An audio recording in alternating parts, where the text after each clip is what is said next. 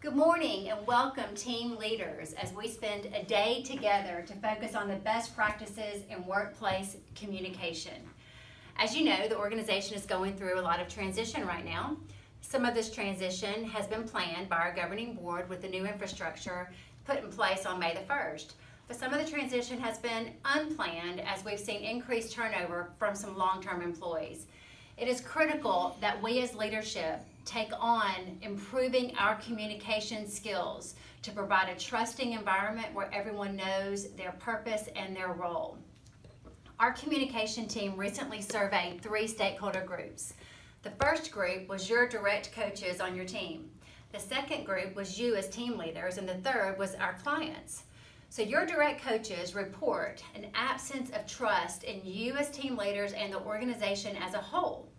And you as team leaders report that you have less confidence in your direct line coaches than you did 3 months ago. And not surprisingly, our clients reported less satisfaction in our services than they did 6 months ago.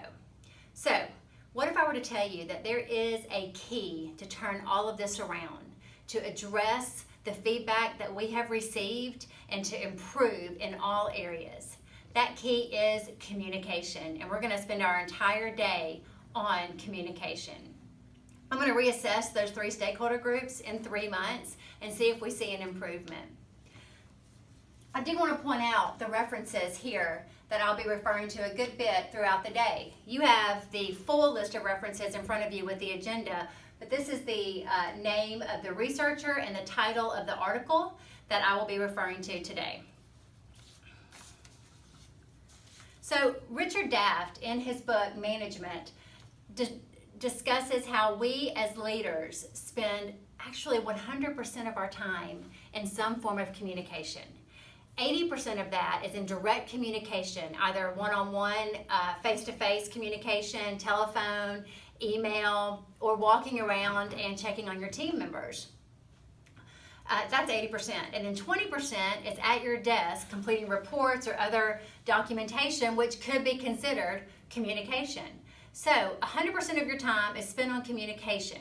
Imagine if you were to be able to identify what 100% of your coach's time was spent on.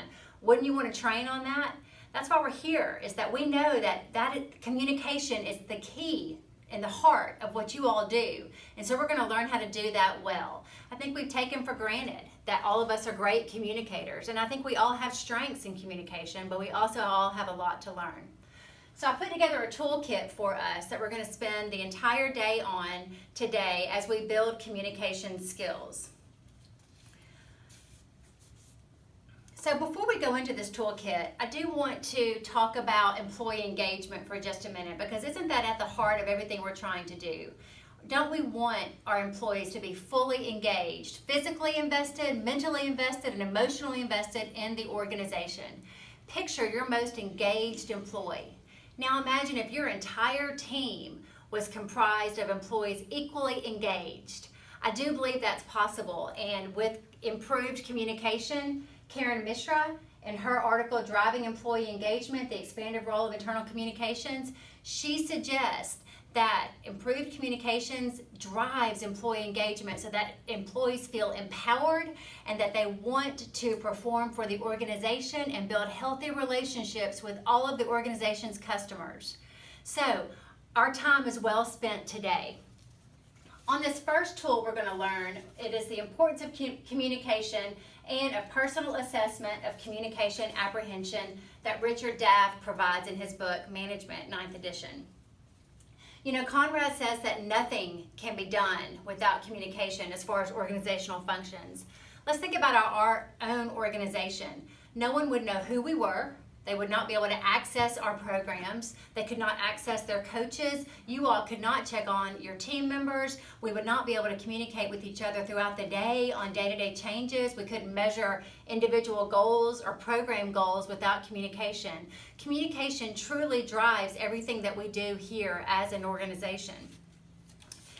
And so we're going to study how we can improve communication in general in the first tool. We're also going to learn to respect the grapevine.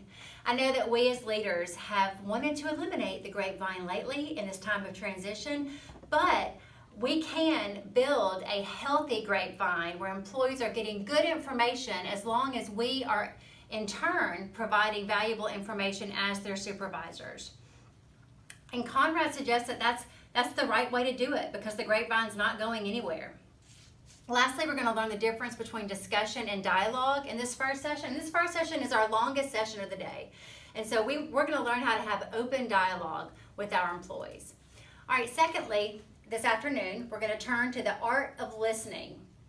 You know, we can easily pick up when someone else is not a good listener, but it's difficult to measure that in ourselves. And listening is a skill, it's a behavior.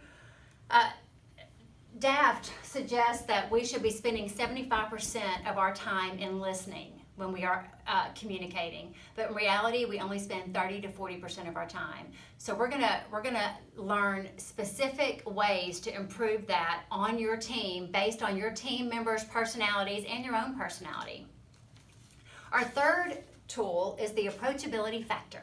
We all want to be approachable. We want to be approachable to our team members. We want to be approachable across the organization. Well, Conrad provides some proactive tips to improve our approachability factor. We're going to focus on our verbal message, our vocal message, as well as our nonverbal message to become more approachable leaders. Our fourth tool is channels of communication. So face-to-face communication, most people would suggest is the best, but it's not realistic all the time. There's a time for emails and instant messages or even hard copies of information to share. The biggest lesson we're going to learn in this fourth tool is to ask our employees how they want to receive information.